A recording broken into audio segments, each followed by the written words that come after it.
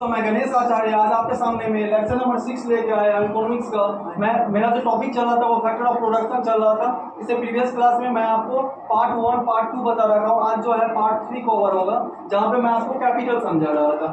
Capital यानी कि जो फैक्टर ऑफ प्रोडक्शन का पहला क्या था आपका लैंड था, दूसरा क्या था लेबर था, जो थर्ड था वो आपका कैपिटल था। तो कैपिटल मैं आपको समझा रहा था, जिसमें कैपिटल में मैंने आपको फर्स्ट वाला बता दिया था वो क्या था आपको फिजिकल कैपिटल। अब उससे आगे कैरी अप कर रहे हैं, ठीक है। तो फिजिकल कैपिटल के बाद जो मैं अगला जो लिखा था वो क्या लिखा था आपके सामने में सेकेंड वाला, सॉरी सेकेंड क्या था आपके सामने में सोशल कैपिटल। क्या था सोशल कैपिटल।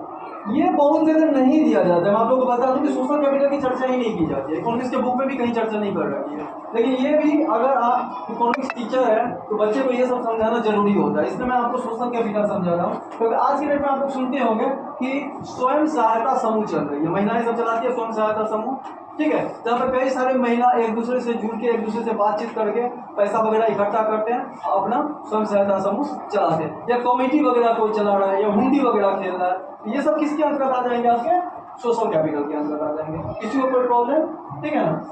जैसे कि सेल्फ हेल्प ग्रुप, क्या आपका सेल्फ हेल्प ग्रुप स्वयं सहायता समूह, इसमें कई सारी महिलाएं मिलकर क्या करती है पैसे वगैरह लगाती है और अपना काम आगे बढ़ाती है, ठीक है। उसमें उनको इनकम भी होता है लोगों को, ठीक है।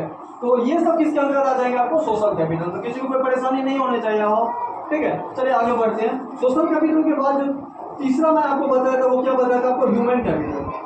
क्या बताया था आपको human capital. I think human capital में आप लोगों को समझा रखा हूँ। ह्यूमन कैपिटल में क्या होता था कि पॉपुलेशन है उसको योग्य बनाना है जिससे कि वो ह्यूमन कैपिटल में कन्वर्ट हो जाए। तो उस बताते वक्त मैंने क्या बताया था कि उनको एजुकेशन देना होगा। क्या देना होगा एजुकेशन देना होगा, ये मैं आपको प्रीवियस क्लास में बता रखा हूँ। उसके बाद स्किल, ठीक है।